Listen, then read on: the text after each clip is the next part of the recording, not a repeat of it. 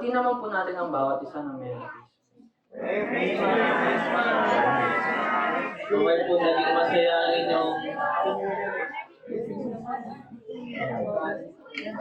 masaya ang inyong Merry Christmas. Ngayon po, and sa panahon na to, syempre hindi, parang feeling ko, no, every Sunday is a Christmas dahil lagi natin inaalala yung ating Panginoon. Ganon din sa pag-aalala natin sa Pasko. Hindi man saktong December 25 yung kanyang kapanganakan, pero ang katotohanan po niyan is totoo siyang pinanganak. So, hindi na po natin kailangan alamin kung ano yung exact, but yung celebration and pag-alala is napakahalaga pagdating po sa Bible. So, ano yung mga dapat nating inaalala? So, okay. Paklik ako dun sa may PowerPoint. Sige, next mo na. Ayan. So, ang ating pag-uusapan for this morning is 2 Thessalonians. No? So, I hope na makinig kayo. Pigilan nyo muna yung pag-iinom para hindi kayo palabas-labas. So that masulit nyo yung ating pag-uusapan for today. Kasi bilang isang tagasunod ni Kristo, mahalaga na makilala natin yung Diyos na bumaba para makipagrelasyon sa atin. Hindi po ito parang good to know, teaching, parang pwede kang umattend anytime. Pero something na word na mahalaga, hindi lang at para sa ating kaalaman, kundi para sa ating buong buhay. No? Okay, so before we start, so ito yung ating theme dito sa 2 Thessalonians, standing firm in the truth while waiting for Christ. So, ititest natin yung truths na meron tayo kung totoo ba talaga siya or kasinungalingan. Kasi yun po yung ginagawa ng kasinungalingan. No? Paniwalain kang totoo yon. So, mahalaga na kapag nakikinig tayo, lagi nating iisipin, tama ba yung sinasabi ni Pastor? Or tama ba yung sinasabi ko? I mean, lahat ng may isip nating, alam nating totoo, questionin natin, totoo ba talaga? Kasi minsan, nakikinig lang tayo, maniniwala, pero hindi natin tinatanong kung totoo ba talaga yun. Kaya mahalaga na disclaimer is, huwag kayo agad maniwala sa akin, and aralin nyo at kilalanin nyo personally ang ating Panginoon. So before we start, let us pray. Heavenly Father, Panginoon, marami pong salamat sa umagang ito, sa year-end party na ito na iyong binigay sa iyong church, Panginoon. Thank you, Lord, for all the provision, a heart that is generous, Panginoon, sa bawat isa. And thank you, Lord, for these souls na dinala mo dito sa iyong manambahan upang makarinig na iyong salita. Naway, Panginoon, ikaw ang kanilang makita. Katulad ng dahilan kung bakit ka bumaba dito sa mundo upang ipakilala ang iyong sarili sa lahat. Thank you, Lord, for all you have done for us, living a life for us, died for us, and binigyan niyo pa kami ng assurance na lahat ng sinabi mo ay totoo dahil muli kang buhay. Katulad mo kami ay muli mong buhay, makakasama. Kaya Panginoon, thank you, Lord, for all things na binigay mo sa amin, and continue to guide us with your Holy Spirit and reveal us the truth. Lord, pakita mo yung kasinungalingan. Tanggalin mo yung selyo na akala namin ay totoo. Yung pala ay kasinungalingan. Kaya Panginoon, sa iyo na po namin dadasal ito sa pangalan niya. Amen and amen. So dahil may kids tayo, no, medyo magiging lively tayo ngayon. And nilalively ko rin yung sarili ko kasi kaya uminom ng kape. Okay. So, punta muna natin yung 2 Thessalonians. So lahat ng merong Bible, punta po tayo doon. 3 chapters lang po yan, di po kayo mababagot. Pero na lang sa mag-i-speak sa harapan, no, babagot. Okay, so ang author po niyan is si Apostle Paul. So, tinawag siya ni Jesus Christ bilang apostle and apostle for the Gentiles. So, Gentiles means hindi Hudyo. So, ang Pilipino ay hindi Hudyo.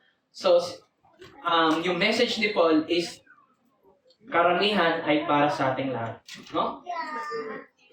Okay, so posible na naisulat ito right after pagkapadala ng sulat ng first letter.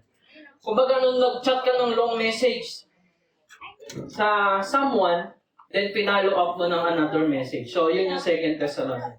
So, parang pagkapadala ng letter ni Paul, may nasagap siya balita, tapos pinalo up niya yung letter niya. So, ganun yung nangyari dyan. And about ito sa pagtatyaga sa second coming ni Jesus and sa pagiging tamad.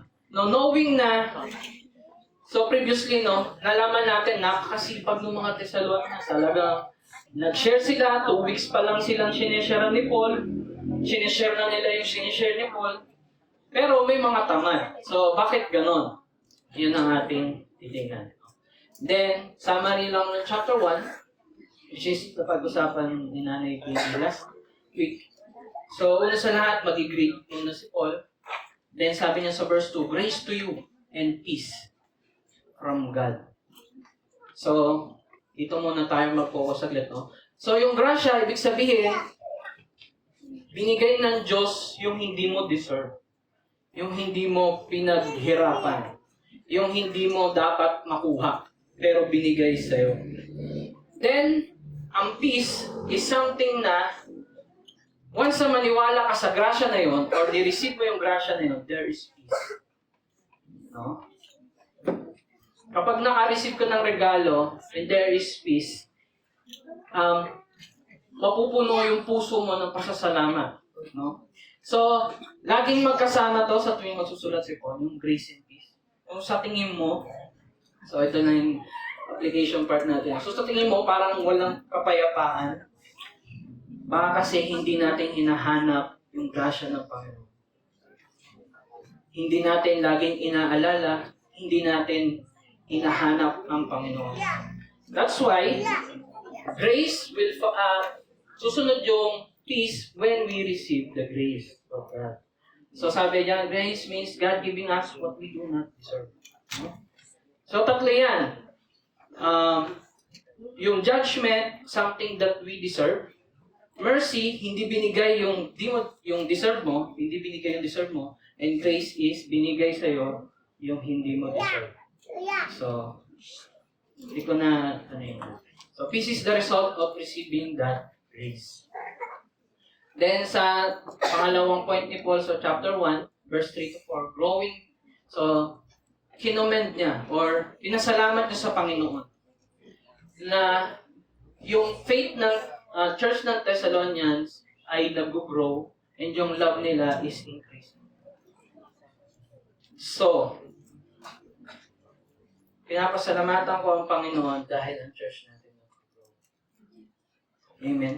Amen. Hindi sa numbers pero sa pananampalataya sa Panginoon. And love. And steadfastness. No? So, trusting God. So, ibig sabihin ng faith, trusting God. So, yun yung basic niya. Love, caring for others, and pagtsatsaga. Even though masakit, no? Even though mahirap, nagtsatsaga tayo. Or, pinanin. Yung steadfastness, hindi kasi siya talaga, pagtsatsaga. Pero, paninindigan sa kung ano yung pinaniwalaan. So, yun yung, So, pagtitiis nila sa suffering na naranasan nila. So, enduring. So, even though na marami silang nararanasan persecution or suffering, is nagtitimpi sila. So, yun yung pinapasalamatan ni Paul sa Thessalonians. Okay, so, sunod na point, suffering as our evidence. So, kung ikaw, Kristiyano, dahil at nung naging Kristyan ka, parang lalong naging mahirap yung buhay mo, sabi ni Paul, evidence yun na ikaw ay na kay Kristo. At lahat ng aging sa'yo is evidence din na sila ay makaka-receive ng judgment from God. So sabi sa verse 8, in flaming fire, inflicting vengeance on those who do not know God. So ito yung mga hindi kilala yung Diyos. Unbelievers sila kasi hindi nila kilala ang Diyos. And on those who do not obey the gospel of Lord Jesus. Ito yung sinasabi namin every Sunday. That we need the gospel every day. So that ma-follow natin si Jesus. Kaya sinabi dyan is, hindi naman law yung gospel. Parang batas siya na kailangan mong sundin. Pero sinabi ni Paul, yung gospel is something na sinusunod. Si Kristo, sinusunod. So, follow Christ. No?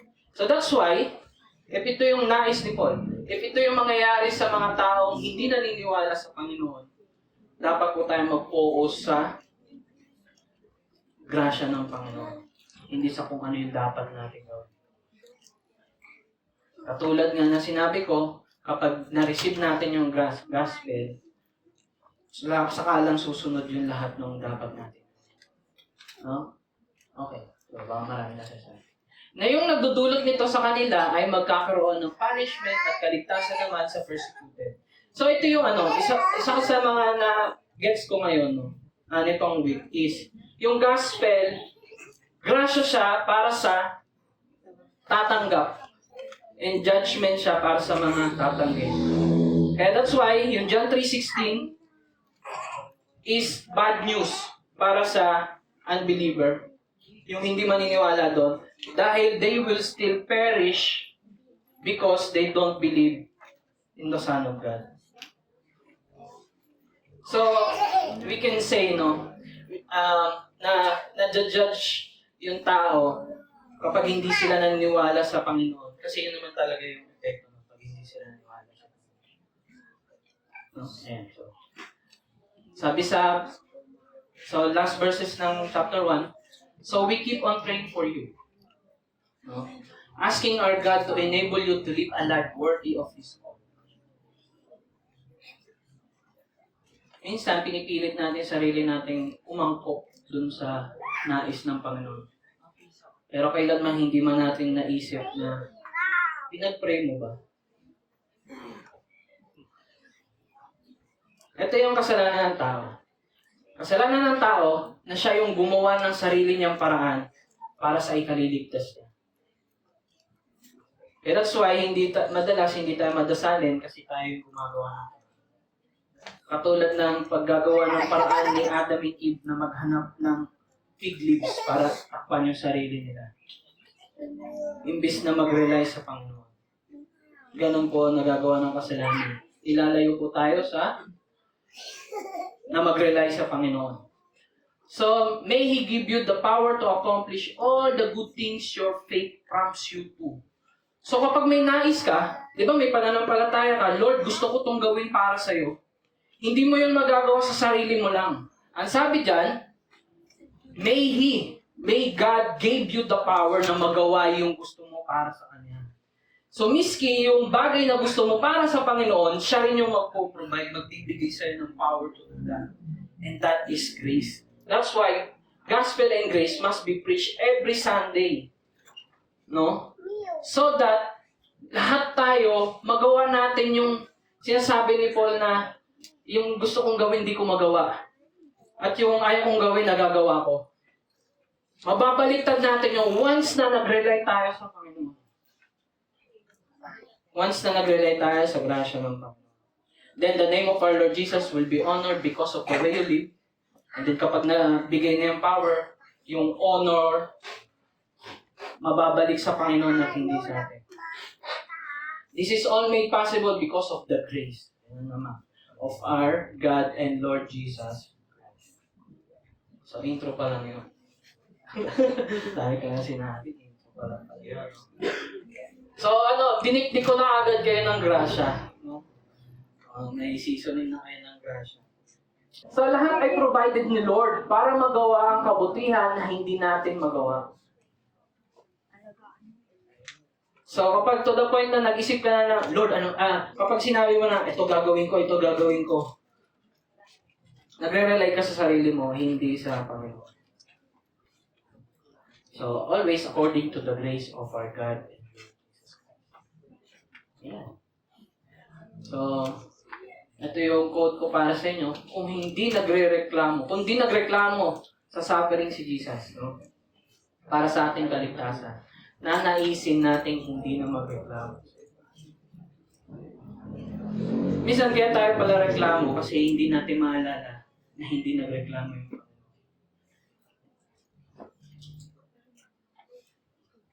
Kapag lagi natin naalala yung ginawa ng Panginoon, most probably, sa gabay ng banal na spirito, magagaya natin yung ginawa ng Panginoon. Pero kung hindi siya yung lagi mong naisip, hindi yung ginawa niya yung lagi mong naisip, yung grasya niya, hindi papasok sa isip ko na magtimpe, magtiyaga. No? So that's why mahalaga na malaman natin kung sino ang ating Panginoon. And always, laging magpasalamat sa Panginoon. Dahil naisip mo lang na hindi magreklamo kapag punong-puno ka ng pasasalamat sa Panginoon. Pero paano ka magkakaroon ng pasasalamat sa Panginoon kung hindi mo laging inaalala yung ginawa niya para sa iyo? So, ang tinutukoy kong ginawa para sa iyo is yung cross ni Jesus. Hindi yung, Lord, thank you dahil dami kong napamaskuhan ngayon. Thank you, Lord, kasi dami namin panghanda nung Christmas.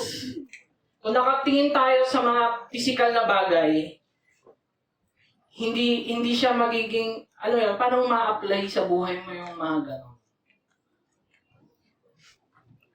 Unless may taong o may Diyos na magpapakita sa'yo kung ano yung dapat natin imahe sa ibang tao. So, chapter 2, andito na tayo sa ating topic. So, ang topic natin ay second coming of Christ. So, dito, tinapik ni Paul na merong takot sa church na dumating na yung Panginoon daw. So, hindi tayo masyado makaka-relate kasi alam natin, hindi pa dumarating si Lord. Pero may takot sila na dumating na si Lord and then sila na yung magre-receive ng judgment. Kasi dumating na eh. So, parang nasa isip nila, nag-rapture na, then silang na left behind, punta tayo sa mainit. So, ito yung ating mga pag-aaralan, no? So, teaching muna tayo. Shift tayo sa teaching. So, ano muna ibig sabihin ng second coming? Yung timing and yung application. Then yung warning about sin. Then, alamin natin yung identity natin by grace and ours. Then, yung chapter 3, sinama ko na. Sabi dito. So, nagbabala si Paul about idleness, pagiging tamad. And ang ating point is, the Lord is faithful. Our prayer and encouragement, and lastly, yung ating conclusion. So, ayan yung ating outline. So, malalaman niyo na kung malapit na matapos si Pastor. Okay. So, second coming of Christ. So, ang ating unang topic is yung definition. So, alamin muna natin yung terms and definition. Bakit mahalaga to? Kasi minsan, kaya yung mga tanong natin ay nagiging mali kasi hindi natin alam yung definition. For example, kung ang tao ay nanggaling sa Diyos, saan galing si Lord? Mali na yung tanong kasi hindi mo alam yung ibig sabihin ng Diyos. Ang Diyos ay hindi sakop ng time. So, eternal siya. So, ibig sabihin, and He is also perfect. Hindi siya pwedeng naging perfect kasi hindi perfect yung naging perfect. Okay? Dapat, eternally perfect siya and then He is outside of time kasi siya yung nag-create ng time. So, mali yung tanong na saan ang galing si Lord? Wala siyang pinanggalingan dahil He is eternal. Eternal means wala siyang beginning and end. So, ayun nga, example lang yun. So that, lagi natin alamin yung definition muna. Lord, ano ba ibig sabihin ng pagiging Diyos? So that, hindi natin mamali yung tanong. No? Lagi ko sinabi na. So, the day of the Lord. So, ito yung a future time when God will judge the world and bring justice. Sino dito yung galit na ang bagal ng hustisya? Pag dumating si Lord, ang bilis niya. Tingnan mo lang. Ganon. So, yan yung day of the Lord. Then, under that, yung day of the Lord, isa siyang general event. Sa loob nun, merong second coming. So, mag-i-start yan sa second coming ni Jesus Christ. Darating siya. And then, magkakaroon ng tribulation. And then, rapture. Sinadya kong baliktarin, no? Kasi, ayun nga, hindi mahalaga malaman yung oras pagdating sa future. Pagdating sa Bible, no? Huwag natin naalamin kung kailan. Alamin natin kung ano yung mangyayari. Kasi yun yung pinaka-mahalaga dito. Ay, balik tayo dito. So, yung tribulation is the suffering or persecution believers endure in this world, often as part of God's plan, before His deliverance comes. So, meron ng suffering and tribulation. Dahil nasa mundo tayo na failure. So, kapag yung mundo is failure, maraming suffering sa loob nun. So, hanggat nandito tayo sa mundong ito, hanggat hindi pa nare-restore ng Panginoon or na-judge yung dapat ma-judge, is merong tribulation. Then rapture, the event when believers in Christ are caught up to meet Him in the air. So, ito yung makikita nyo na bigla na lang naging damit, na wala na dyan. Diba palabas lang yun. Pero, yung lahat ng taong buhay, magiging bagong nilalang, and then lahat ng patay, muling mabubuhay. And then, makakasama ng Panginoon. So, syempre, yung kasama lang, yung may gusto sa Kanya. So, syempre, yung unbeliever, ayaw sa Kanya.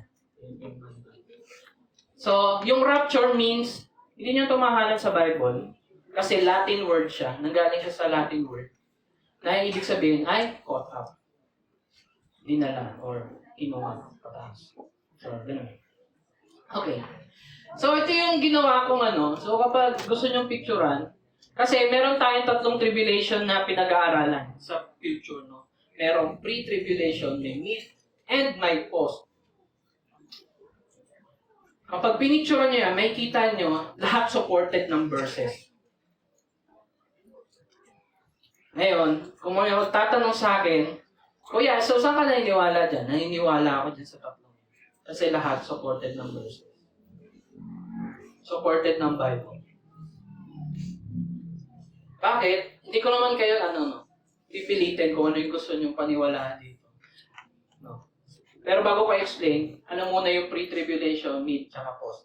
So, sa madaling salita niyan, yung pre-tribulation is, bago magkaroon ng matinding tribulation, kukunin muna tayo nito. Saka magkakaroon ng tribulation, then darating si Jesus, judgment. Yung mid-tribulation, merong tribulation, dahil sa kalahati nun, doon lang mararapture. Then yung kalahati pa, yun yung mas magiging matinding tribulation na mararanasan ng mga may iwan. Which is yung mga unbeliever. Then post-tribulation, naniniwala na from 2,000 years up until now, nangyayari na yung tribulation. For them, yung 7 years is symbolical. Knowing na maraming nagsasuffer up until now. Diba? Pag inisip mo, parang lahat totoo Pero isa lang ang mangyayari dyan. Kaya ang problema, hindi natin kailangan malaman kung ano yung dapat mangyari, ay kung kailan mangyayari, kundi ang dapat natin malaman is kung ano yung mangyayari. So, ayan, picturean nyo ulit kung gusto nyo. So, ito yung observation ko dyan. Sige, picturean nyo na lang. Hindi ko na-explain yan. Kasi, bakit? Minor teaching lang na malaman yung kailan. And major, kung ano yung mangyayari sa future. Bakit? Kasi, once na may pinawilaan ka lang na isa, magkakaroon ng alitan, magkakaroon ng division. Gusto ba ni Lord yun? And on my side, naniniwala ko na mas okay na maniwala sa tatlong yan na totoo. So that yung faith natin mag-grow, magtimpe sa suffering, and hindi magkaroon ng chance na magkaroon na ng division dahil lang sa kung kailan darating si Jesus. Imagine, kung si Jesus attendee ng church. Jesus, tapos nag-aaway-aaway tayo, anong oras kaya darating si Jesus? Before praise and worship? After praise and worship? O after ng service? So, parang gano'n lang yan. Pero ang mahalaga, darating siya. Ayan. So, my conclusion. Ito lang yung pinag-aralan ko yan. Conclusion ko lang. Safe to say na magkaroon ng tribulation, mangyayari ang rapture ng saints, and second coming of Jesus Christ, and final judgment after all this. No? So, mangyayari pa rin yung apat na yan. Kahit alin man yung paniwalaan natin sa tatlo. And, iiwasan ko. So, personal ko to, ano? Hindi nyo to sagot. Sagot ko to. Iwasan ko na maniwala lang sa isa, dun sa pre, mid, at post-tribulation views. Dahil ang pinapaniwalaan pa rin natin ay ang sinabi sa Matthew 24:36 na no one knows the day and hour. So, kapag inalam mo yung day and hour, ayaw mong sumunod kay Lord. Or ayaw mong maniwala sa Kanya. Kasi nga, no one knows the day and hour. Nakikita lang natin yung signs. And lastly, salvation by grace through faith is our major doctrine. And this topic is a minor. Minor doctrine yung kailan. Pero kasama sa major yung kung ano yung mangyayari. Kasi yung muling pagbabalik ng Panginoon and yung judgment day is our hope. Hindi dapat tayo takot pag dumating si Lord. Ang takot lang is yung mga unbeliever and yung mga hindi sigurado. Kaya lagi namin sinasabi, 100% sure ka na ba? Naligtas. What we should learn from this minor teaching is to grow in our faith. Magkaroon tayo ng, katulad ng Thessalonians, magkaroon tayo ng growth sa ating faith. And remain united. Ang nakakalungkot lang, dahil sa views na to, nagkaroon ng iba't ibang denomination or paniniwala about it. Nagkakaroon ng debate yan, which is not. Or, alitan. So, ayan. So, remain united. Yan yung goal natin. Once na nagtuturo tayo dito sa harapan, once na nakikinig tayo, hindi yung parang ipipinpoint agad natin yung mali so that para lang masabi natin sa iba na mali ka. So, nagiging self-righteous po tayo sa ganang way. Dahil lahat naman po ng tao ay makasalanan. Okay. So,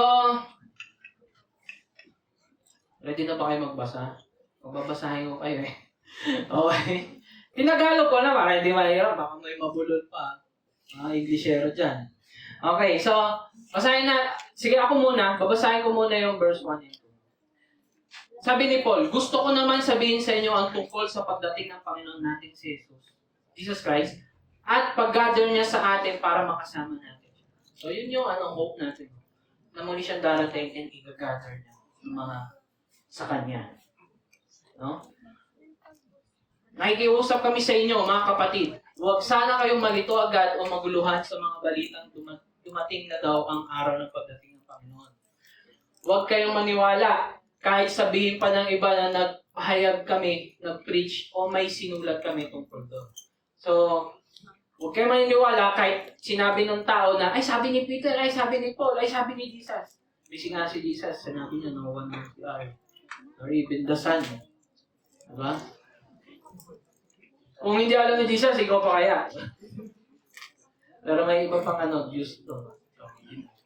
Okay, ito na yung magbabasa na tayo. Verse 3. Guys, basa. 1, 2, 3, go. Huwag kayong mapapalo kung kahit kanino, sa kahit na anong paraan. Hindi pa darating ang araw na yun. Magre-ready muna ang mga tao. Tapos magpapakita yung masamang tao hanggang mapunta sa impyerno. Nalalabanan ng masamang tao ito ang anak ng tawag sa Diyos o yung mga sinasamba ng mga tao. Tapos gagawin lang siya. Uupo siya sa loob ng templo ng Diyos. Sasabihin niya, wait, isa pa. hindi ko ba naalala? Sinabi ko lang lahat. Alam mo ano ang sige sa kanya. Pero magpapakita niyo. So, tamang panahon. Nakikita. Ngayon ang ginagawa sa sikretong kapangyarihan ng kasamaan. Pero hindi mangyayari ang dapat mangyari hanggang di aalis yung pumipigil sa kanya. Tapos, saka lang magpapakita ang masamang tao. Pero pagdating ng Panginoong Jesus, papalay niya ang masamang tao sa isang nilalang at utos sa inyo ng makakasilang buwan ng Panginoon. Dadating ang masamang tao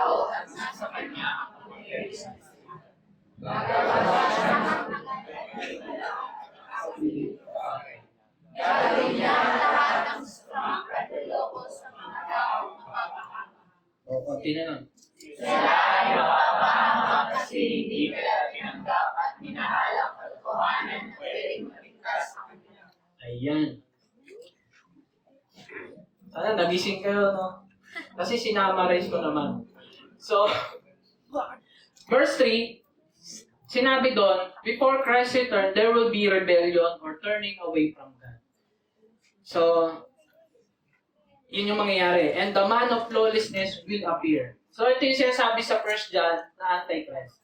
No, na magmumula daw sa church. And then, siya yung maglilid or magiging against sa lahat ng Diyos na meron sa mundo ito at siya yung itataas. No? And this man will oppose God, even claiming to be God, and perform false miracles and blasphemies. So even though nakita natin sa Bible na maraming miracles, no? Maging maingat tayo na kay Kristo ba to? So i-check natin, alam ba nila yung gospel? Pag di nila alam, medyo ano yun?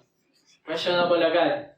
Verse 5 to 7, he is currently restrained, held back, but will be revealed at the proper time. So, he is currently restrained. So, yung pumipigil sa kanya, so may mga nagsasabi, si Michael, yung angel. So, hindi na mahalaga yun kasi, di ba? And, marireveal daw siya in the proper time, yung Antichrist. And then, ang mahalaga dito is yung verse 8. Kapag nagpakita siya, yung the lawless one will be destroyed by Jesus coming. So, yung goal dito is hindi kayo matakot. Pero mas lalo mag-rely sa Panginoon. Tulad ng aming mga tinuturo dito, na mas mag-rely sa Panginoon imbis sa sarili. Or imbis sa mga nakikita nyo sa paligid nyo. Dahil si Jesus pa rin yung gagawa nun. Siya pa rin yung tatalo sa mga kinakatakutan natin. At ang una niyang tinalong kinakatakutan natin is yung death. And, syempre, sisiw na sa kanya yan. Diba? Then verse 9, his appearance will be accompanied by satanic power and deception and false miracles. So, let us be aware of that. So, hindi lahat nung nakikita natin sa media, miracle na, baka AI lang yun, di ba? So, maging mapanuri tayo kung totoo ba yung lahat ng nakikita o naririnig natin. So, ayun lang naman yun. No? Nadarating muna yung Antichrist bago dumating si Kristo at wasakin siya. So, yun lang yung dyan, yung information dyan. Ang tinuturo lang yan is huwag kang matakot. Mas lalo kang mag-rely sa Panginoon. Katulad ng hindi natin pagkatakot sa kahit anumang bagay. Dahil sa Panginoon. Dahil nasa Panginoon naman. No? So, second, so ito na yung warning about sin. So, balik tayo doon sa kanina yung bulit natin. Binasa. Sila ay mapapahama kasi hindi nila tinanggap at minahal ang katotohanan na pwedeng magligtas sa kanila. Una sa lahat, ang unang maluloko is yung mga taong hindi naniwala na kay Kristo. Kasi hindi sila naniniwala sa katotohanan. Kundi naniniwala lang sila sa kung ano yung masarap, kung ano yung tingin nilang mas okay sa sarili nilang paraan. So, laging puro sarili. No? Ayan. So, ang point ko dito, ang root ng rebellion ay unbelief. Kaya hindi tayo maniniwala or mamahalin yung katotohanan. Kasi ang una sa lahat, rebelde tayo sa Panginoon. Gusto natin yung mangyari. Katulad ng temptation kay Eve. Na kapag kinaya mo to, magiging Diyos ka. Magiging katulad mo ang Diyos. And so i-observe nyo, no? Sa tuwing nagkakasala tayo, tinuturing natin yung sarili natin na Diyos. Kasi tayo yung gumagawa ng paraan para pasayahin yung sarili natin. Tayo yung gumagawa ng paraan para iligtas yung sarili natin sa kung anong kapahamakan na ginawa natin dahil sa kasalanan. Diba? Bakit ka magsisinungaling? Para hindi mo ma-receive yung consequence. So, naligtas mo yung sarili mo. Bakit mo ginagawa yung paborito mong kasalanan niya? Para mapasaya yung sarili mo. So, sarili, di ba? Observe nyo po pag nagkakasala. So, ang root ng rebellion ay unbelief. So, meron akong verse, no? Anong gusto nyo? Black or white? Kasi, test ko lang, no? White? White na lang? Buti na lang kasi yan din yung pinili ko. Okay. Sabi sa Hebrews 3, sana nababasa nyo, no? Hebrews 3:14 to 19, no? Verse 15, as it said, today if you hear His voice, do not harden your hearts as in the rebellion. Huwag niyong patigasin yung puso. Kasi kapag pinatigas nyo, rebellion yun.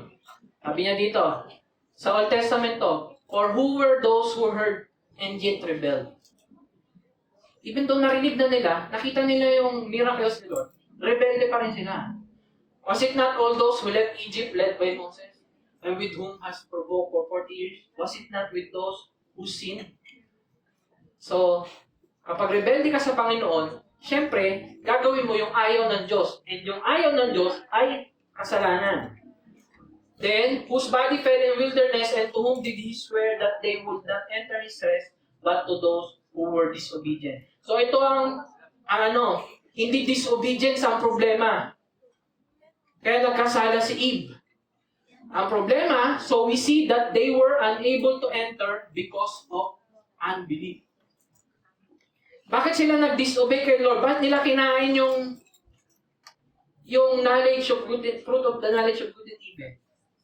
Diba ang tukso para maging katulad ng Diyos?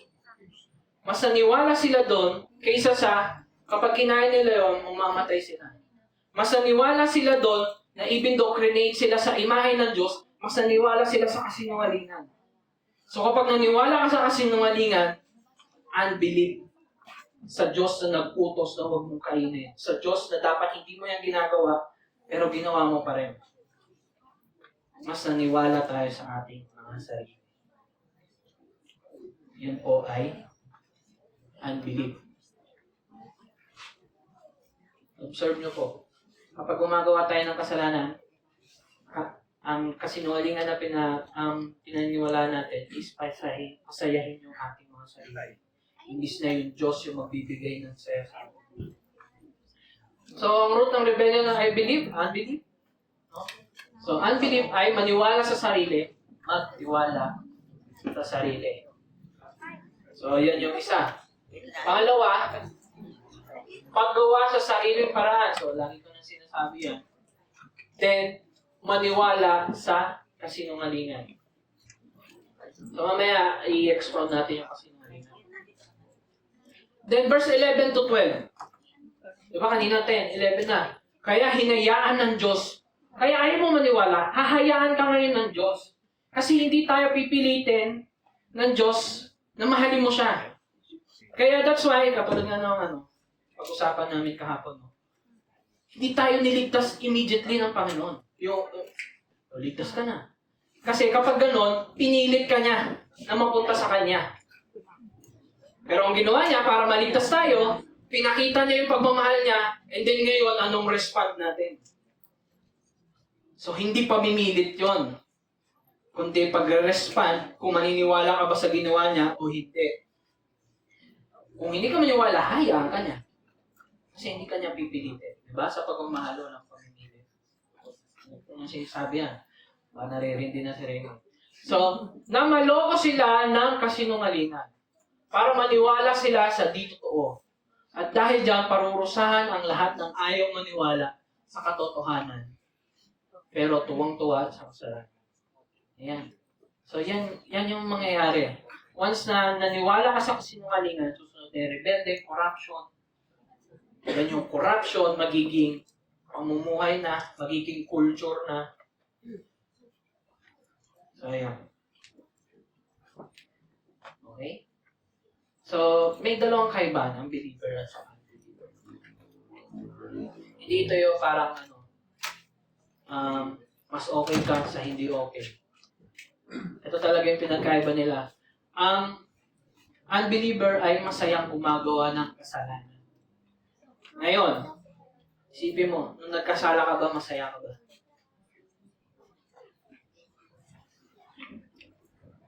Then, yung believer is nagdadalamhati dahil nagkasala sa iyo.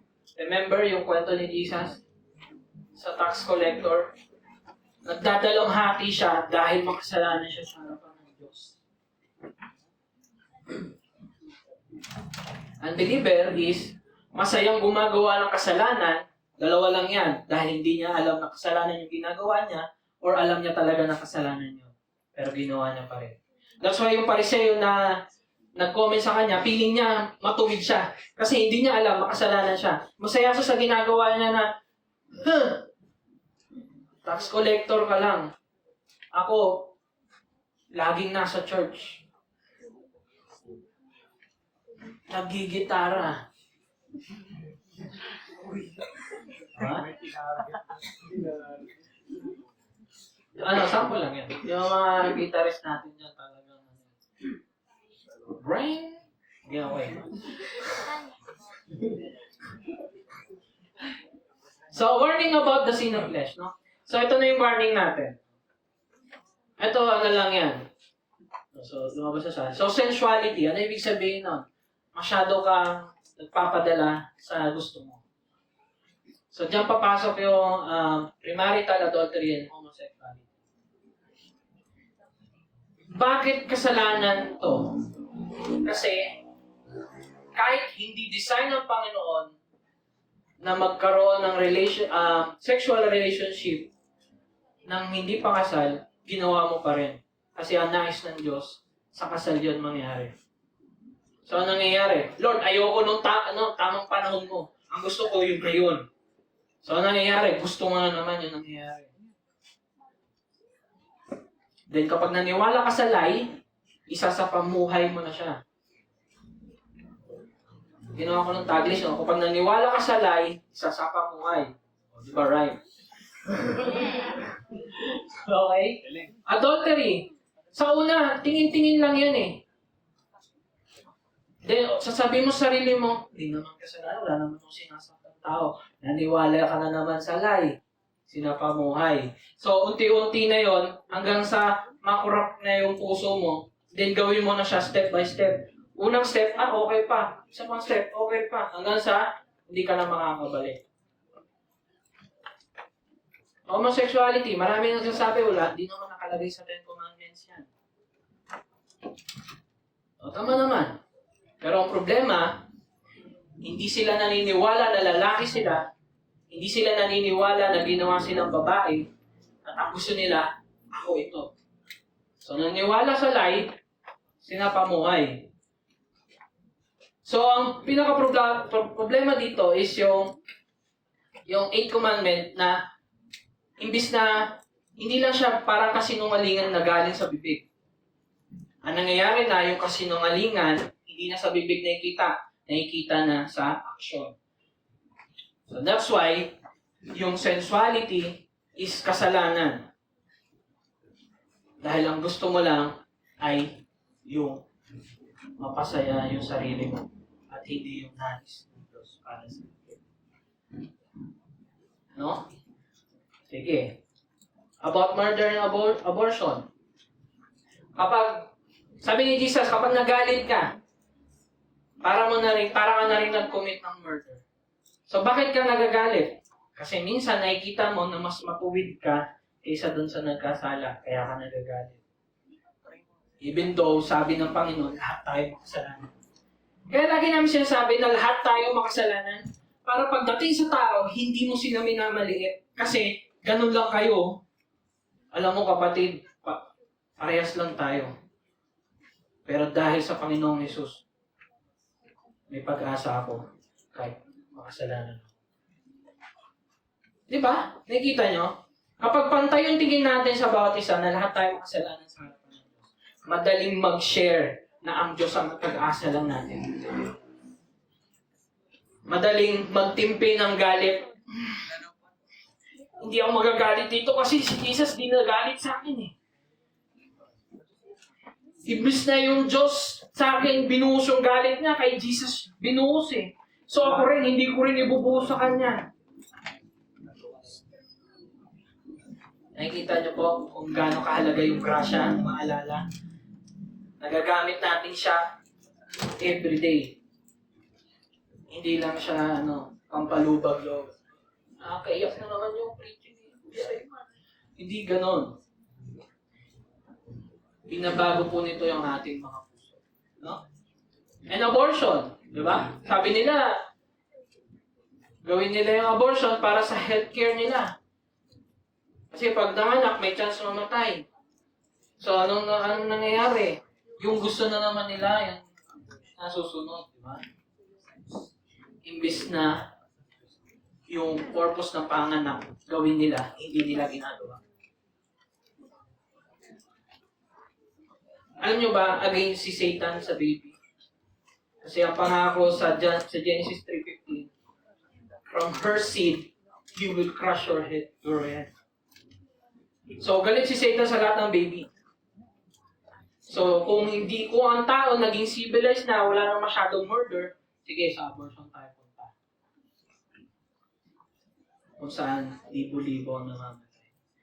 Mas marami pa sa nagawa ng tao. So, akala niyo yung mga genocide, yung mga matitinding patayan, malalayo, hindi. Mas marami pa pong namamatay sa abortion.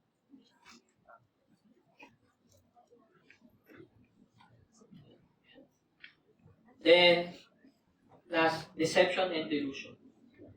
Maganda po na natin ito, naintindihan. Na yung deception is panloloko sa iba, and yung delusion, paniniwala na yung kasinungalingan ay totoo. So ikaw, alam mo nang so sa deception, alam mo may mali, tinutuloy mo pa rin, tapos sinasabi mo pa sa iba. So, parang bad influence, no? Yung delusion is, dahil ayaw maniwala sa sinasabi nila, niwala ka na ito kasi sinungalingan na to, ito yung katotohanan mo, kasi ito yung masarap, ito yung gusto ko, pero hindi gusto ng Diyos. So that's why, kaya sinabi dyan ng Panginoon, kaya hinayaan ng Diyos yung mga taong yun. At mas lalo pa sila magkakasala kasi hinayaan na sila ng Diyos. Imagine, no, pag malayo tayo sa Diyos, mas lalo nagkakasala yung tao. Ganon yung hinayaan. Diba? Pag hinayaan mo yung anak mo, mag-focus ka sa trabaho, hindi sa anak mo, lalaki yan na tigas ulo. No, di ba, Raymond? Hindi nga sa buho. Okay, ang problema ng tao ay ang sariling puso. Okay? Kapag may nagawang kasalanan yung tao sa paligid mo, huwag mong isipin na siya yung problema. Ang problema talaga is puso natin lahat. At kapag binabayaan, ito ay tinatawag na pagre-rebelde. Ang pagre-rebelde sa Diyos ay kasinungalingan na hindi naririnig mula sa bibig, kundi nakikita na sa ginagawa. Sinasapamuhay na.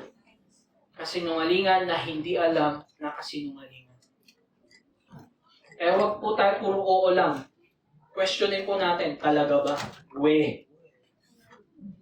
Siguro yung kagandahan ng AI ngayon, lagi na tayo mapapaisip, totoo ba to? And yung kasama niya is maraming tama niniwala. Yun lang yung process. Okay, next. So last, our identity by grace and our responsibility. Sa 13, but we ought always to give thanks to God for you, brothers. Baka yun lang. Wait. So, sabi sa verse 13, we ought, explain ko muna bakit ganyan yung mga kulay ko. Yung yellow, yan yung mga command na gusto kong gawin, mga ganyan. Tapos kapag red, yan yung grasya ng Panginoon.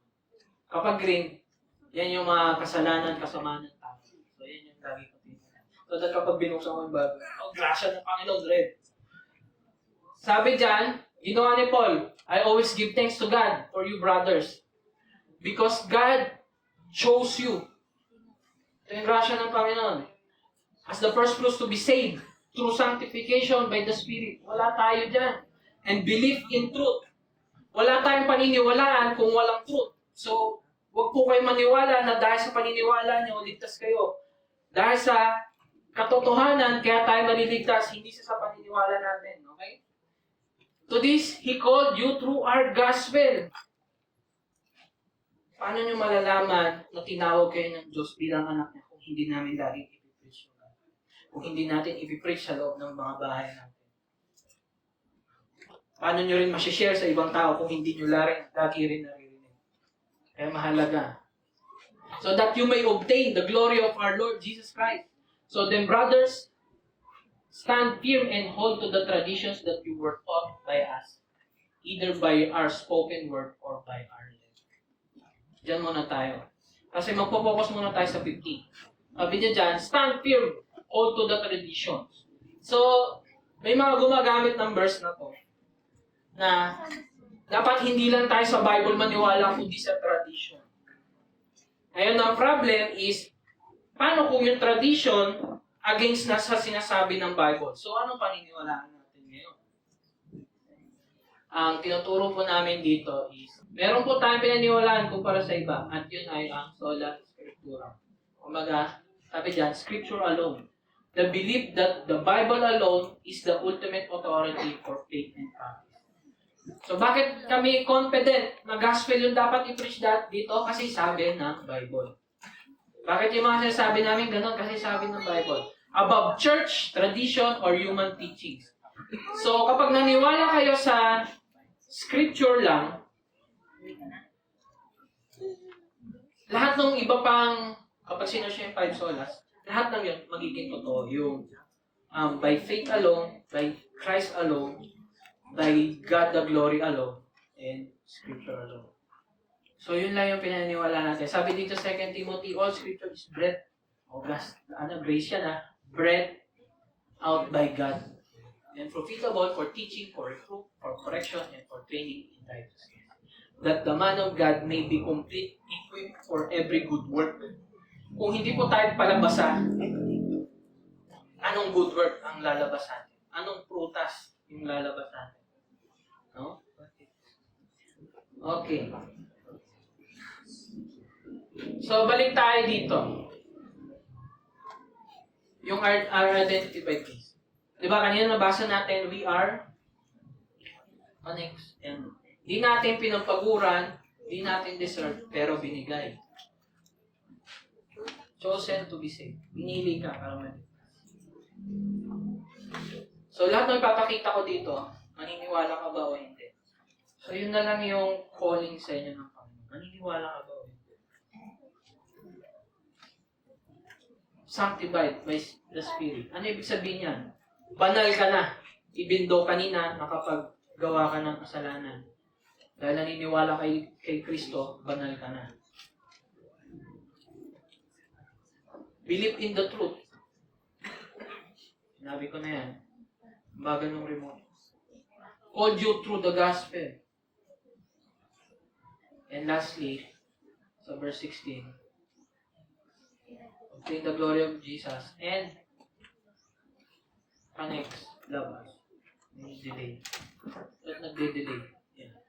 So, di ba sabi sa verse 16, now may our Lord Jesus Christ Himself and God our Father who loved us and gave us eternal comfort and good through grace. Comfort your hearts and establish them in every good work.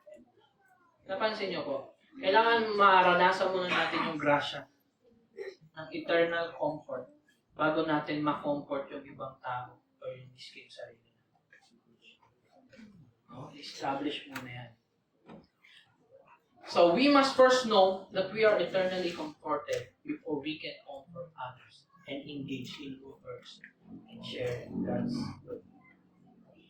Kaya minsan hindi tayo makagawa ng maayos. Gawa natin yung ayaw natin, yung kasalanan. Kasi hindi natin naalala kung ano na tayo sa Panginoon. That you are chosen, loved, sanctified. Diba? Okay. Kung hindi nagreklamo, so yan yung sinabi ko kanina. So may isa pa version, isa pa.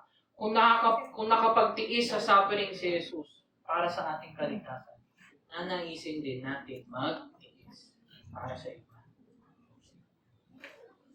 Diba? Minsan mahirap magtiis kasi hindi mo alam kung paano nagtiis si Jesus para sa atin. And salamat, Lord, gagawin mo siya kasi yun yung ginawa sa iyo ng Panginoon. Alam tayo sa chapter 3, 6 minutes na lang. Dito, finally, brothers, pray for us. Lahat ng dilaw, yan yung ginawa ni Paul. May speed ahead and be honored and as happy to you, yung word of the Lord, that we may be delivered from wicked and evil men. For not all have faith, but the Lord is faithful. Yan yung natin. For not all have faith. Pwede nating sabihin na yung faith natin is ganito lang. Kaya minsan nagawa ka pa rin ng kasalanan. Pero good news is, the Lord is faithful. Ibig sabihin ng faithful, kapag may sinabi siya, gagawin niya talaga. Pag may sinabi siya, hindi siya tatamarin, mamaya na. Hindi. Gagawin niya. Faithful. Sabi dito sa Romans 3:23, nagkasala ang lahat. Diba sabi kanina, not all have faith. Nagkasala ang lahat at walang nakaabot sa kaluwalhatian ng Diyos. And good news, alam din ni Jesus Christ yan. Ito yung sinabi. Natutuwa ako sa Bible reading dahil may mga nadi-discover ako mga verses. Sabi sa John 12:46 and 48, hindi siya masyadong sikat kasi hindi ko alam. Sabi niya dito, sabi ni Jesus to hindi ko i-judge ang mga taong nakarinig ng mga salita ko, pero ayaw sumunod. So kapag nagkakasala tayo, hindi tayo sumusunod. Alam ni Lord yan, pero sabi niya, hindi ka niya i-judge. Alam ko magkakasala ka kahit narinig mo na yung salita ko. Kasi bakit? Ang sabi niya niyan, sa 47, hindi ako dumating para i-judge ang mundo, para i-ligtas to. Yung mga hindi tumanggap sa akin na salita ko, may mag-judge sa kanila ang mga salita. Sinabi ko, ang mag-judge sa kanila sa ulit. Anong sinabi dyan? Yung hindi sumunod sa salita ko? Di ba nakalagay dyan, ang hindi tumanggap? So, hindi to tungkol sa kung gaano ka palasunod o kung gaano ka kabuti sa harapan ng Diyos. Ang tanong dito, naniniwala ka ba na siya yung magliligtas sa iyo at hindi yung sarili mo? Hindi ito Jesus plus good works equals salvation, kundi Jesus plus nothing, wala, is equal salvation. No? Kaya kapag may nagkasala sa harapan mo, i-judge mo ba agad? Hindi mo agad i-judge kasi yun din yung ginawa ni Jesus para sa iyo, para sa ating lahat. Diba? Ito yung gospel. Last Christmas. Naididiyan yun. Pero pinay-click ko na lang sa ChatGPT yan. So, binulitize ko na lang. Tamad na no? Parang nagagaya lang. Pero siya yan. So, sabi ko dito, last Christmas, pinagdiwang natin ang pagkatawang tao ng anak ng Diyos na si Jesus. So, ito yung gospel para sa, siya ay naging tao upang gawin ang hindi natin kayang gawin at bayaran ang hindi natin kayang bayaran. Ano yung hindi natin kayang gawin? Yung 10 commandments ni Lord, yung mga gusto niya, hindi natin kayang gawin. Ano yung hindi natin kayang bayaran? Yung kabayaran ng kasalanan ay kamatayan. Hindi natin kayang bayaran yung kahit mamatay man tayo. Sa kanyang pagkakatawang tao, naging posible na ang Diyos na buhay umamatay para lang sa ating lahat. Imagine yung Diyos na hindi naranasan yung suffering and kamatayan. Ginawa niya yon para sa iyo. Para sa ating lahat. Mamatay para sa ating mga kasalanan. At ang sino mang maniwala sa Kanya ay tinatanggap, pinapatawad, at may kasiguraduhan ng kaligtasan sapagkat pinatunayan niya ito sa Kanyang muling pagkabuhay. Si Jesus lang ang muling nabuhay sa tala ng history. Na sinabi niya, in 3 days muli siya mabubuhay. At nangyari na. Dahil dito, tayo ay naging mga anak ng Diyos. Dahil sa ginawa niya. Dati kalaban tayo ng Diyos. Di ba kapag gumawa ka ng kasalanan, kinakalaban mo siya. Pero anak ka na niya dahil sa anak ng Diyos. tayo rin ay naging bagong nilalang na may pusong nagnanais gawin ang kalooban ng Diyos. Ang ating tiyak na pag-asa ito. Tulad ni Kristo, mamamatay tayo balang araw, ngunit muli rin tayo mabubuhay. Amen? At magpakailanman nating lalasapin ang kagalakan ng pamumuhay kasama ang Diyos na ng kapayapaan at pagpapala. Maniwala lang tayo kay Kristo. At kay Kristo lang. Huwag sa ating mga sariling gawa. Huwag sa mga tao. Huwag sa mga bagay, kundi sa ating Diyos lamang. Okay? And our prayer encouragement, prayer ni Paul para sa mga sa katamaran. Bakit hindi ko na ito masyadong i-hide? Alam niyo kung bakit? Kasi lahat naman tayo tamad. Hindi natin kailangan hanapin kung sino yung tamad dito. Minsan, mas busy tayo na alamin yung hustisya kung ano yung dapat sa taong tamad. Pero hindi natin iniisip kung ano yung makakatulong sa taong tamad. Gusto lang natin maparusahan. Diba? Sabi dyan, keep away from any brother who is walking in idleness. Yung mga tamad, lumayo kayo sa kanila.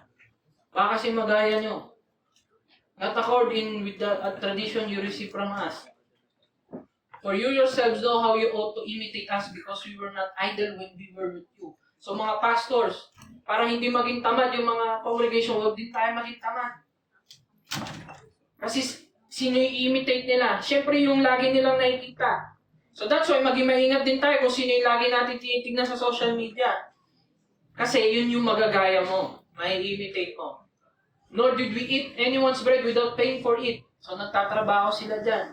Nagtatrabaho sila para yung mga nasa loob ng church magtrabaho din. It was not because we do not have the right, but to give you in ourselves an example to imitate. So kung wala magbibigay ng example, which is, ang pinaka-ultimate example natin is si Jesus Christ. Diba? Then, dito mababasa yung, if anyone is not willing to work, kung talagang matigas yung ulo, let him not eat. Pakainin. Yun lang yung magagawa natin. No? At such person we command and encourage in the Lord Jesus Christ to their work quietly to earn their own living. Dapat magkaroon sila ng hanap buhay sa sarili nila. Sa panahon natin ngayon, siguro lahat ng maraming trabaho, yung mga nagtatrabaho talaga. Pero, pagdating sa pananampalataya sa Panginoon, ano yung trabaho na ginagawa natin para sa Panginoon? Yan na lang yung tanong. Isang tamad tayo sa pagbabasa. Tamad tayo makipagrelasyon sa Panginoon.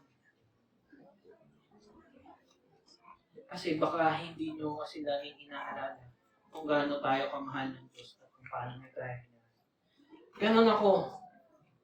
Parang, ang hirap magbasa para lang masabi na, nagbasa ako. Pero iba na ngayon eh. Kapag alam mo na, dahil ganito ako mahal ng Diyos, babasahin ko kung sino siya.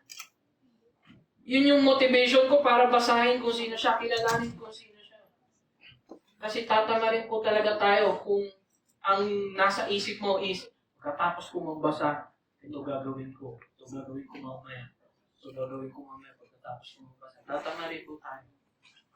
Dahil ang goal ng ating buhay tuwing everyday is yung kung ano yung gagawin mo. Hindi sa kung ano yung makikilala mo sa Panginoon sa tuwing magbabasa. So, warning for idleness. Katamaran. Next.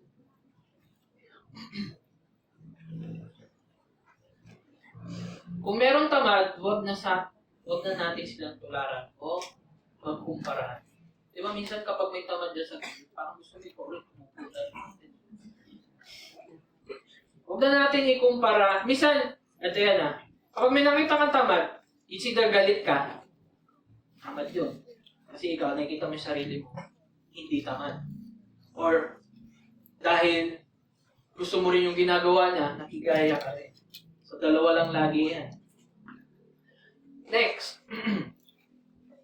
Ang pagiging tamad ay against sa nature ng Diyos at sa responsibility na binigay niya sa atin.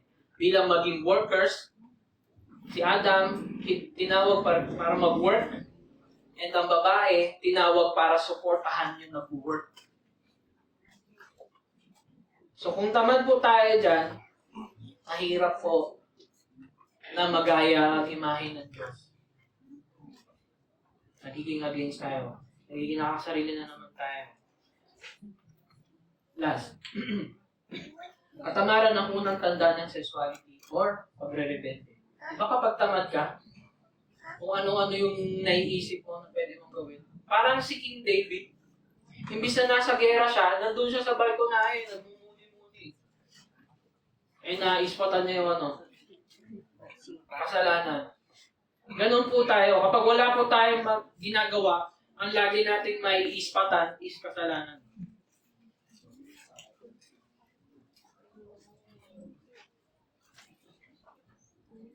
Yan. Okay. Next. So, yan yung warnings ko sa inyo. Ay, ito meron pa pa isa. Kapag matigas ang ulo, huwag nang pakainin siya. Ang ibig sabihin lang doon, disiplinahin ko natin. Hindi po yung disiplina na pagbabawalan mo, ikaw tamad, gawin mo to. Hindi po gano'n. Ito po dapat ang gawin natin. Encouragement natin. Next. Patulungan na lang po ako kasi ayaw. Ayan. Kapag tinatamad tayo, mag-pray tayo. Ganun din kapag nagkakasala. Kapag natutukso, mag-pray po tayo, yun agad. Kay Lord agad mag-rely. Huwag agad sa sarili. At ipagdasal nasipagin tayo. Yung kasipagan bilang Kristiyano, pinagdadasal yan sa Panginoon. Kasi minsan, kapag ginawa mong masipag yung sarili mo, nagiging self-righteous ka, na ako masipag, ikaw tamad. So, kung yung sipag natin ang gagaling sa Diyos, ipagmamayabang mo pa ba? Diba hindi na? Ganon din sa kahit anong gusto mo na makuha o mabago sa iyong buhay. No? Lagi natin hingin sa Panginoon. Ayun nga, di mawawala ang katamaran kung di natin ito aayawan. In the first place, ayaw mo maging tamad, pero ginagawa mo siya kasi gusto mo pa rin. Kaya sabi mo lang na ayaw. So, kung tamad tayo or ako, huwag nating kausapin ang sarili natin. Minsan kinakausap natin sarili natin na ito mamaya gagawin ko. Pagkatapos ito. Tapos mamaya hindi mo na nagawa. Ang dapat natin gawin is huwag tayo gumawa na lang ng sariling paraan kundi humingi ng tulong. At magplano. Humingi po tayo ng tulong. Di ba ang katamaran parang simple lang yan eh. Pero mahirap humingi ng tulong pagdating sa mabigat na bagay kung sa maliit na bagay pala hindi ka na humingi.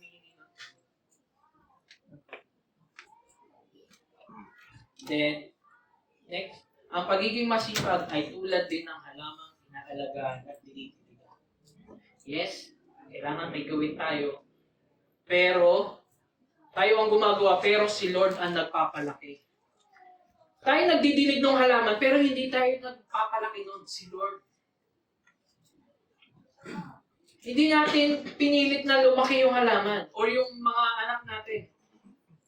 Pinakain lang natin sila, inalagaan, pero ang Diyos ang nagpalaki sa kanila. Kaya sila lumaki ng ganyang edad. Diyos pa rin. No? Kung merong tamad, huwag utusan o pagalitan. Samahan mo gumawa. Samahan mo. O ganito yan, Brad. Ganito yan, anak. Samahan po natin sila. Huwag layuan. Samahan. To the point na hindi mo sila gagayahin.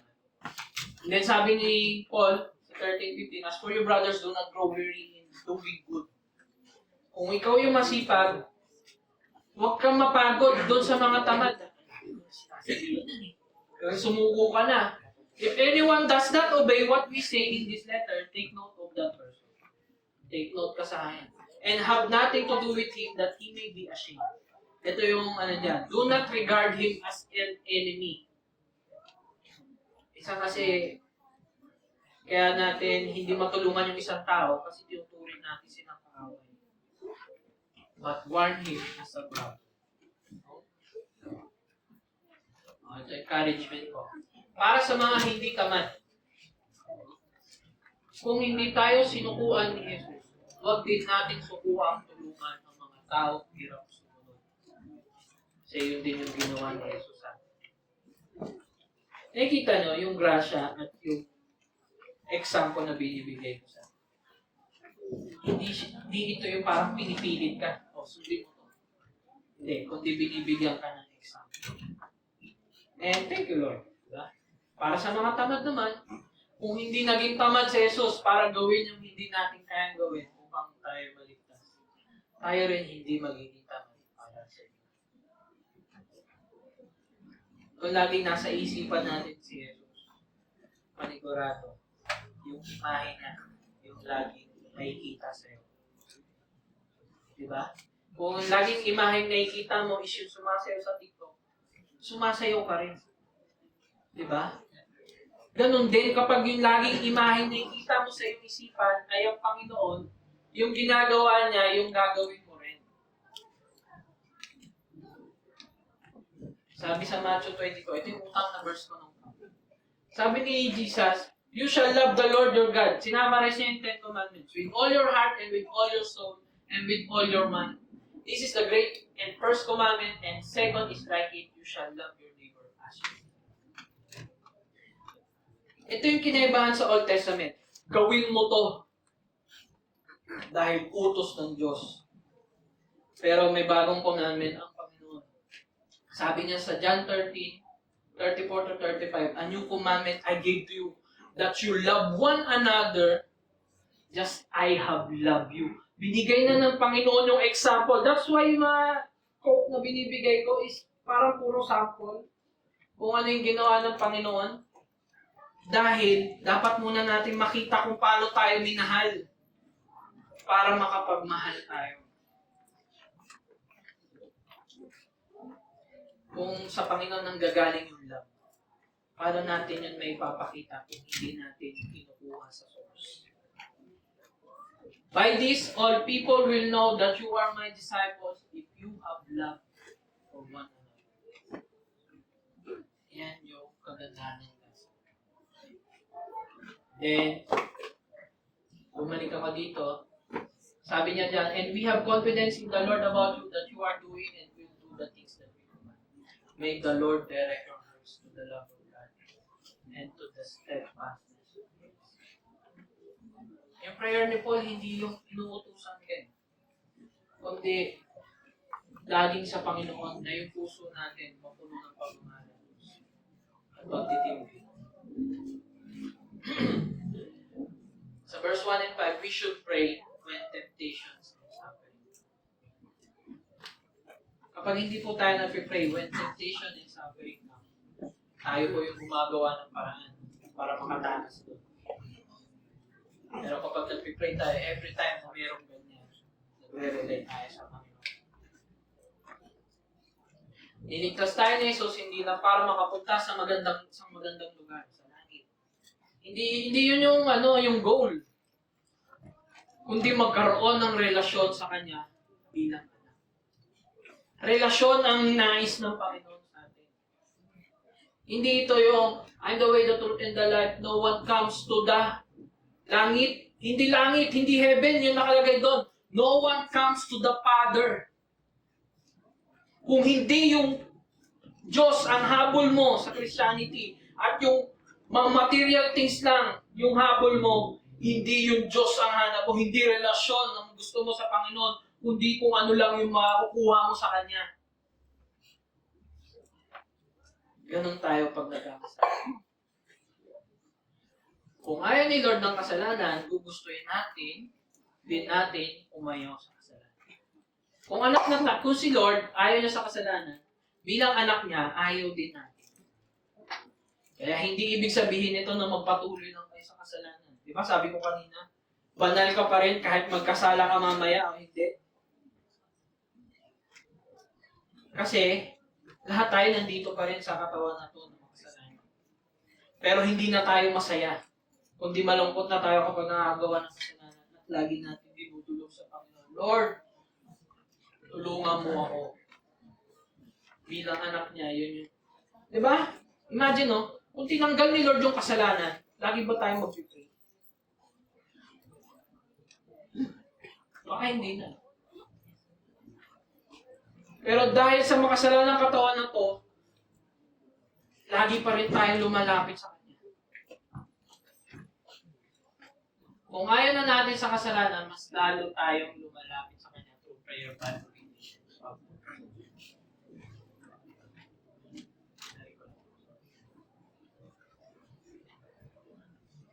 Next po. Diba? Kung ayaw mo sa kasalanan, dapat ito na yung ginagawa. Pero kung hindi mo ito ginagawa, baka ginugusto pa natin yung kasalanan.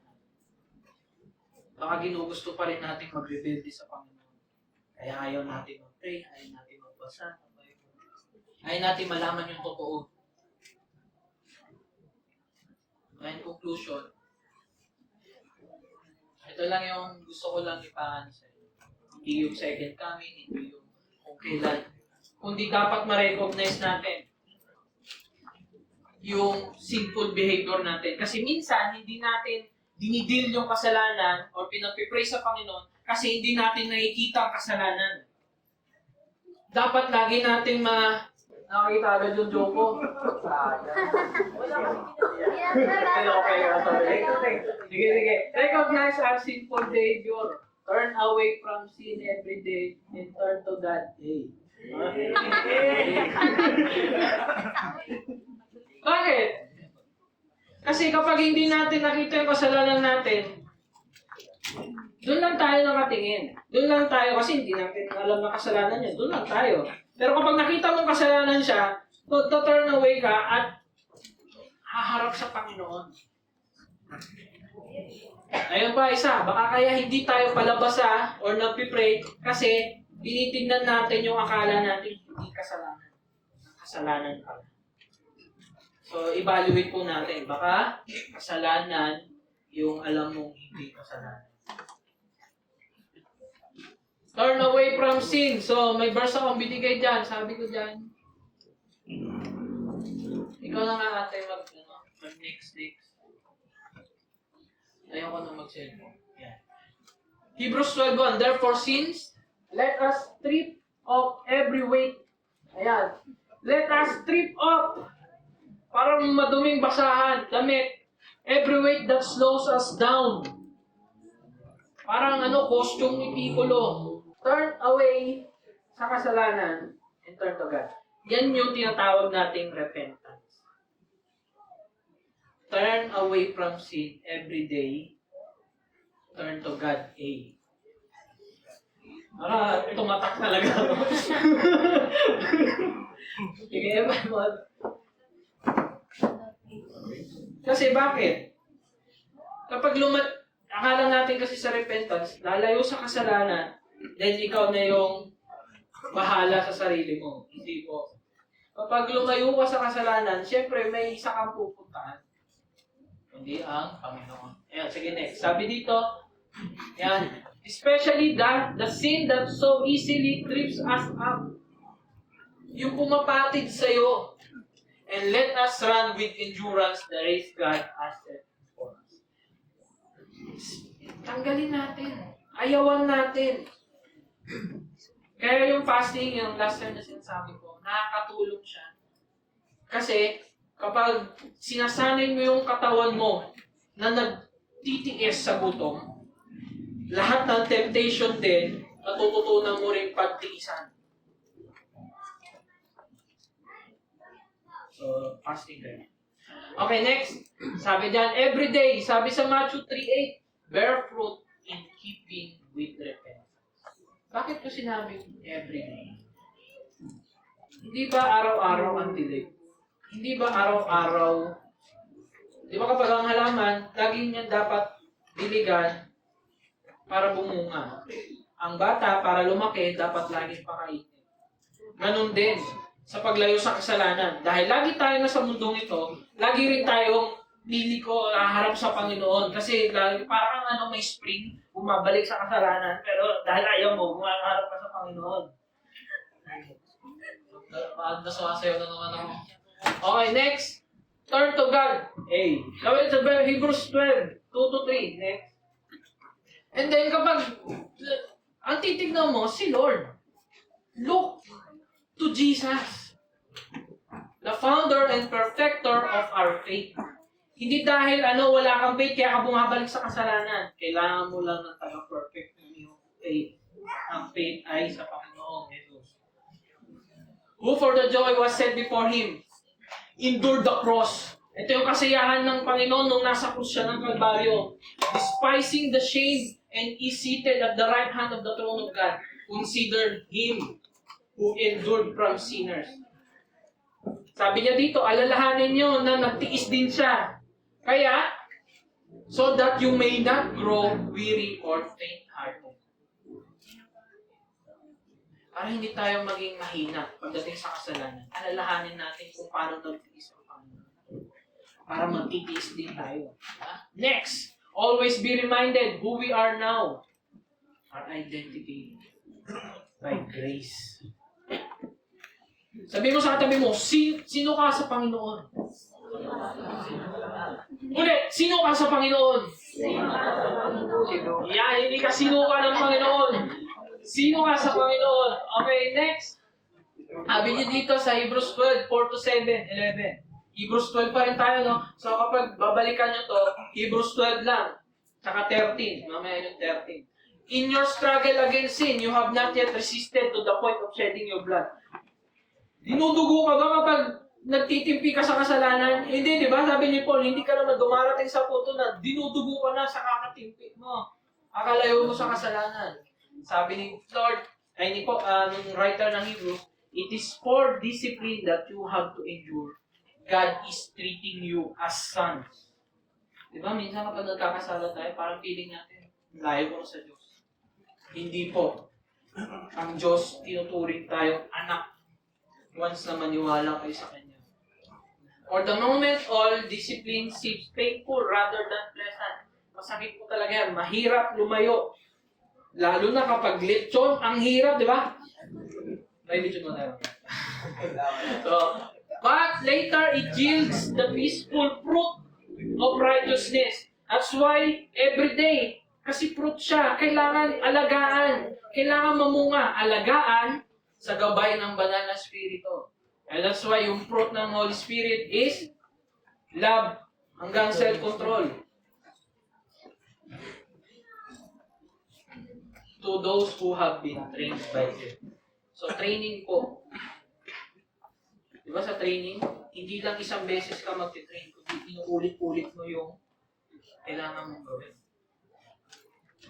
Next, and practice who we are. So ngayon, alam mo na that you are sons, that we are sons of God. I-practice din natin kung sino tayo. Sabi niya dito, next, Hebrews 13, talo na tayo sa next chapter. Sabi niya dito, let brotherly love continue. Keep your life free from love of money. And be content with what you have. For He has said, I will never leave you, nor forsake you.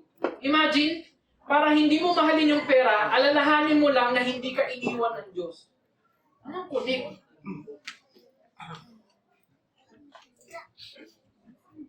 Kasi kapag nalaman po natin na ang Diyos ang lahat, ang mangyayari sa pera is yung pamamahal sa pera mo. Kasi nakita mo yung treasure na kailanman hindi mawawala. Dahil alam mo, hindi ka niya iiwan. Diba minsan kapag may pera ka tapos lonely ka, wala rin. Kaya mas higit pa sa pera kapag ang Diyos ang kasama mo. Jesus Christ is the same yesterday, today, and forever. Do not be led away by this diverse and strange teaching. Kapag hindi gospel yung narinig nyo, lalo na sa ibang church o kung saan kayo pumunta, huwag kayong magpakuto. Do not be led away, for it is good for the heart to be strengthened by grace. Kung ang problema ng puso ay, ang problema ng tao ay puso, hindi galit, hindi utos yung magpapabago sa puso. grasya ng Panginoon. Strengthened by grace. Not by foods, which have not benefited those devoted. Next. So, binago ko. Practice who we are, strengthened by grace. Next. Salamat, Jesus. Dahil sa iyong buhay, kami ay pinatawad. Dahil sa iyong kamatayan, kami ay pinatawad. Dahil sa muli mong pagkabuhay, kami ay sigurado at naniniwala na kami ay anak ng Diyos dahil sa iyong biyaya.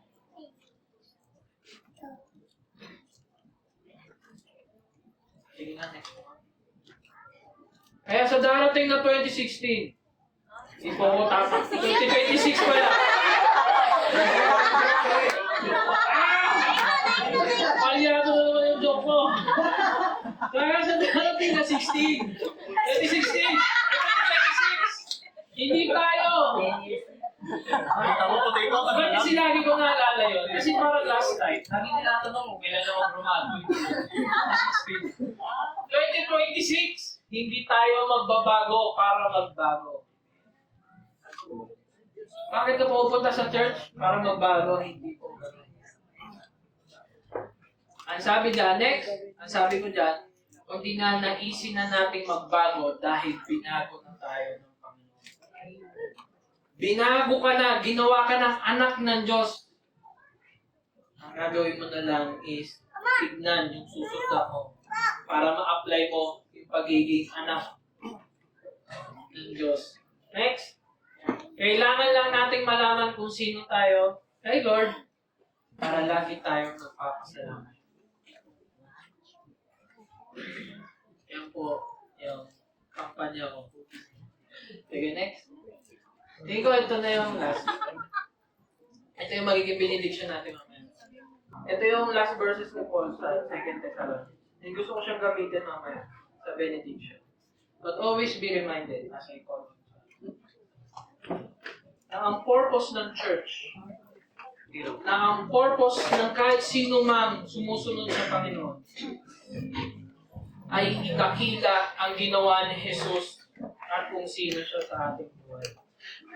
I hope and I pray na lahat tayo ay punong-puno na ngayon ng pasasalamat na nanggagaling sa Panginoon dahil sa ginawa niya sa ating buhay, na bumaba siya dito. Diyos na perpekto, na walang kailangan sa atin.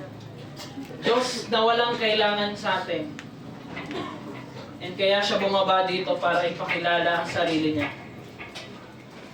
At sa pagpapakilala na yon, nakita natin na siya lang pala yung makakapagbigay ng peace sa ating puso. Kaya sa kakantahin natin ngayon, lagi nating maalala na ang kailangan ng ating buhay ay ang Diyos at ang Kanyang grasya. Lahat ng meron tayo ngayon ay grasya na nagmumula sa Panginoon. Bakit pa tayo mag-iiba ng pagpupukusan kung sa simula't simula palang grasya na ang pinapakita ng Diyos? Wala tayong ginawa para ilikha niya. Wala tayong ginawa na mabuti para iligtas niya. Pero binigay niya pa rin sa atin. May this song remind us who we are in Christ, who we are in Christ, and who He is for us. By His stripes, we are healed. By His nail-pierced hands we're free. By His blood, we're washed clean. Now we have the victory. By His blood, we're washed clean. Now we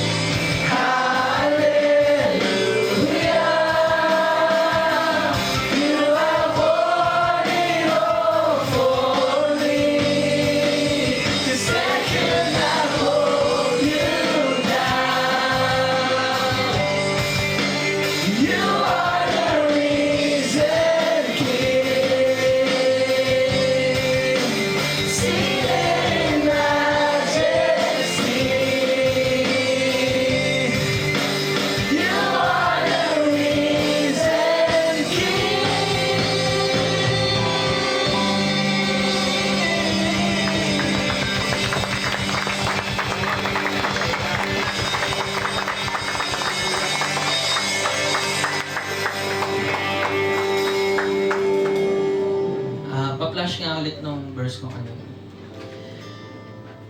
Thank you, Lord Jesus Christ, for living a perfect life, Panginoon. Upang yung perfection na yon ay maibigay mo sa amin by grace, Panginoon. And thank you, Lord, by taking our sins, Panginoon, and dalhin sa cross ng Kalbaryo upang pagbayaran ang hindi namin kayang bayaran. At yun ay ang iyong kamatayan. And thank you, Lord, because lahat ng mga sinabi mo ay totoo, Panginoon, dahil ikaw lang ang siyang Diyos, Panginoon, nagsabi na ikaw ay muling mabubuhay at nangyari na ito. Kaya meron kaming pag-asa, Panginoon, na kahit kami ay palyado ngayong araw na to, may pag-asa na balang araw, Panginoon, magiging katulad namin ng imahe ng iyong anak na si Jesus. Kaya, Panginoon, kung meron man kaming kabigatan sa aming puso,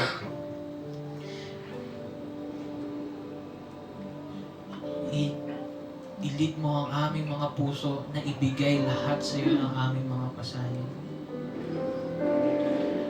At palaging paalalahanan na kami ay anak na. Kaya dalangin ko, Panginoon, bigyan mo ng kapanatagan ng kanilang mga puso, ang aming mga puso, sa tuwing kami ay dadala ng kasinungalingan. At naway lagi naming marinig ang katotohanan na kami ay tanggap, pinatawad, at sigurado na anak ng Diyos dahil sa ginawa ni Jesus sa krus ng Kalbaryo. And church, taas po natin ang ating mga kamay. Ito ang puso ng Diyos para sa lahat ng nasa Kanya. May the God our Father bless us and keep us. May the God the Son, our Savior's face shine upon us kapag muli siyang bumalik. And thank you for being gracious unto us. And may the God, the Holy Spirit, comfort us always. And the Lord of peace Himself give you peace at all times in every way. The Lord be with you all. The grace of our Lord Jesus Christ be with us all. Sa gabay ng banal na Espiritu at sa pangalan ng iyong anak na si Jesus, kami ay magpapasalamat at isa sa pamuhay ang biyaya na binigay mo sa bawat isa na naniwala sa iyong anak na si Jesus. At sa gabay ng banal na Espiritu, kami magpupuri at mananabik sa muli mong pagbabalik. At kami ay magiging masaya sa piling mo. Hindi dahil sa mga sarili naming ginawa, kundi sa lahat ng ginawa mo para sa amin. Thank you, Lord. We praise you, we honor you. In Jesus' mighty name, everyone agree and say, Amen.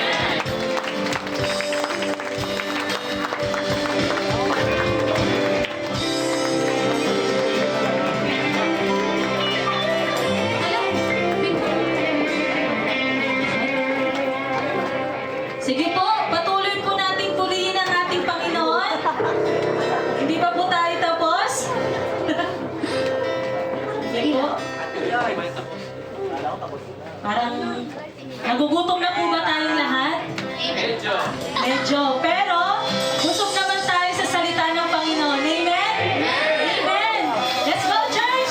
Let's give the highest praise and honor to our Lord. Hallelujah!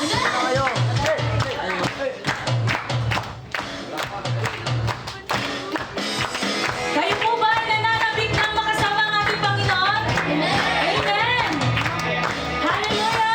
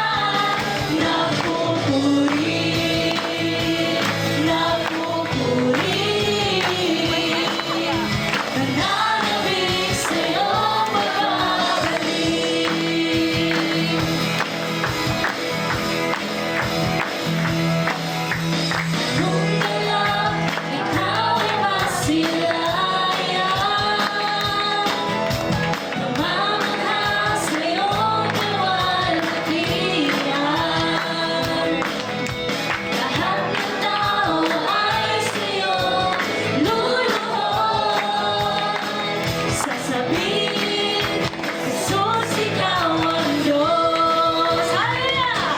Napupuri, napupuri, itataas ang ngalan mo habang naghihintay.